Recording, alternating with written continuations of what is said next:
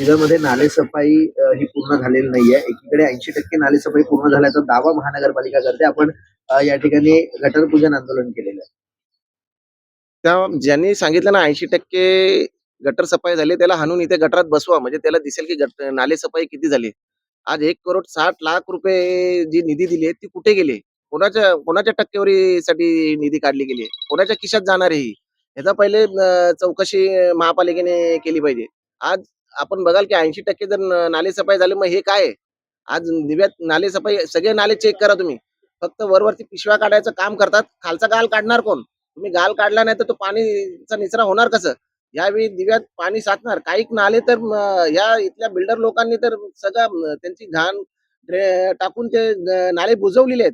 ते नाले कधी महापालिका साफ करणार आहेत? आज दिव्यात अशी परिस्थिती झाली की नालेच चोरले गेलेत, अशी परिस्थिती दिव्यातली झालेली आहे. पण ठाणे महानगरपालिकेच्या अधिकाऱ्यांना काही पडले नाही. त्यांना फक्त भ्रष्टाचाराचा पैसा, टक्केवारी एवढंच त्यांना दिसतं. त्यांना फक्त भ्रष्टाचार करायचं दिसतं. त्याच्यामुळे दिव्याकडे दुर्लक्ष केलं जातंय. आज देशात नेटच्या पेपर फुटले जातात. सगळ्या परीक्षांचे पेपर फुटले जातात. मग याकडे सरकार कधी? म्हणून आम्ही हे आंदोलन केलं आणि गटराचं आंदोलन केलं आणि तेव्हा तरी सरकारला जाग येईल आणि आता तरी हे गटर साफ करतील.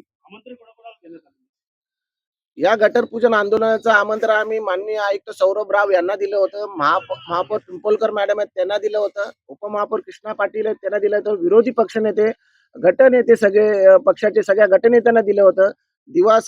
प्रभाग समिती सहाय्यक आयुक्त, आरोग्य अधिकारी, स्वच्छता निरीक्षक या सगळ्यांना आम्ही आमंत्रण केलं होतं, की आपण या पूजेला आवर्जून या. जेणेकरून तुम्हाला दिव्याची नालेसफाई झाली की नाही हे तरी माहीत पडेल.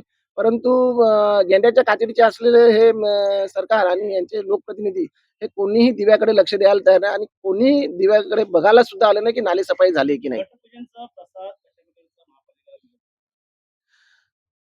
गणेश पूजनचा प्रसाद आम्ही व्यवस्थितरित्या शिवसेना स्टाईलने त्यांना पोहोचवण्यात येईल.